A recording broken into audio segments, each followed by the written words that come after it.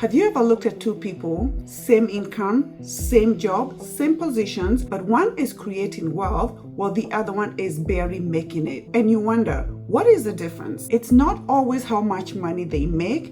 It's all about the way they look at money and their mindsets. And in today's video, I'm going to be talking to you about what makes the difference between the two people. Let's get started. Number one, a balanced mindset. People who build wealth believe that there is always more opportunities, more ways to grow, and more ways to make money. When they see somebody else flourishing, they are not jealous. They are actually happy for that person because they understand that, you know what, there is overflow. There is no limitation of how much each person can be able to make. But people who struggle financially, they operate in the place of fear. They think that there is not enough money to go all around for everybody else, and they think a certain group of people are taking money from them instead of asking, how is it that I can be able to create wealth myself? And this leads to holding. They walk in fear, and even when the opportunities present themselves to make money, they do not want to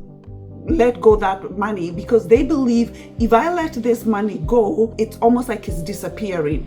Well, the people with a balanced mindset, they know when I get this money, I need to make this money make me more money. As opposed to people that are struggling, they feel like, oh my goodness, if I take this money and give it away or invest it, it's gonna go and I'm not gonna be able to produce more money. Number two, relationship with money. People who build wealth have a very healthy relationship with money. They see it as a tool to achieve their goals, create opportunities, and build their financial security. They live below their means and they invest very wisely because they understand that true wealth goes beyond material things. But for people who struggle financially, money is emotionally loaded. And when something makes you feel this way, what do? You always want to avoid it. You don't want to look at your bank account. You don't want to look at your statements. You don't even want to deal with anything to do with money. And you're barely doing the minimum just to pay your bills because you don't want to deal with anything else, because every time you feel like you're dealing with money, it's bringing emotional stress. Number three, ownership mindset. People who build wealth take responsibility of where they are.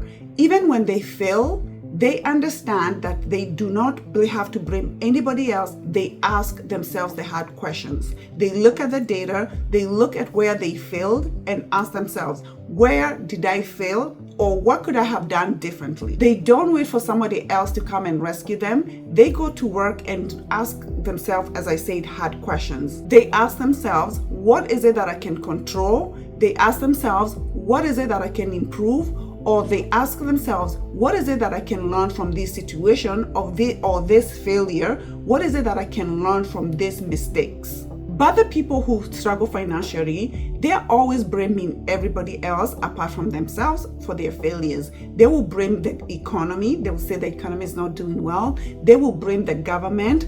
They will blame the president. They will blame their boss. They will say they're not making enough money. They will blame everybody else apart from themselves. They refuse to take ownership. But guess what? The moment we take ownership of what we are financially, we set ourselves free and we start creating wealth like everybody else who is creating wealth. Number four, attitude towards failure. People who are creating wealth, they see failure as a stepping stone. They don't stay there. They look and see, what lessons can I take from this? They look at those mistakes and collect every single data that they can. They don't dwell there. They move quickly and they adjust and they go on to the next step and don't dwell in there. But the people who struggle financially, they do totally the opposite thing. They stay where they are. They don't even look at the data to look to see why they failed. They think, oh my goodness, I am not smart enough. They tell themselves, I wasn't cut for this. Let's say, for example, they were doing their budget or something. So they failed on that and they tell themselves, oh, I am not good with money. I can never do this. And they just take it so personally instead of looking at the data or seeing how they can get better. Number five, asset versus liability mindset.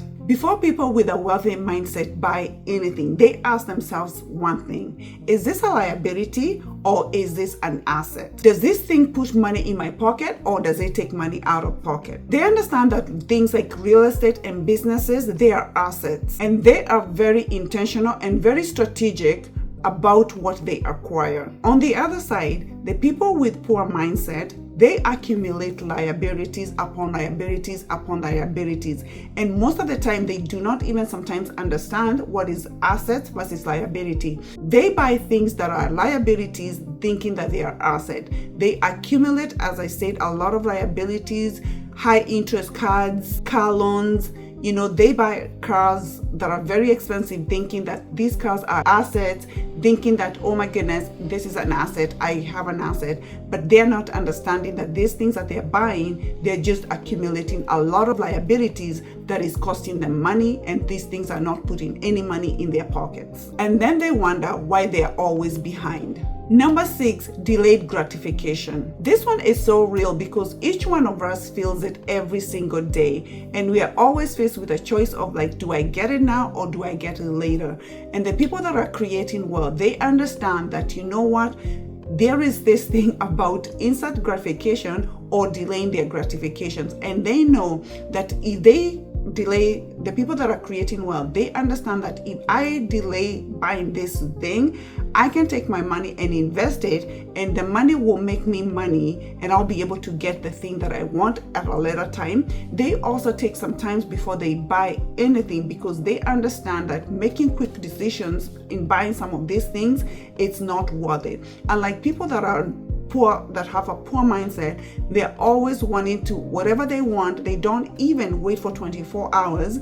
They just want to get it now without even thinking whether they are putting themselves into debt or not. They just want what they want, and they want it now. Number 7, long-term vision. People who are building wealth, they play a long-term game. They make decisions today with 5 years, 10 years, or even 20 years in their minds. They think long term, as I said, they're thinking about their children, they're thinking about generational wealth, they are thinking a bigger picture. Unlike people who have the poor mindset, they are just thinking about today, and they're thinking, how is it that I can be able to pay my bills today? They're thinking about the bills that are due currently. They're not even thinking how they can build long-term wealth, and they feel like, oh, I cannot even afford today. How am I going to think about affording something in 5 years, in 20 years, or in 10 years? That's what really separates the people that are building wealth and those that are not building wealth. Here is what I want you to understand, that wealth is not reserved for just a certain people, a group of people.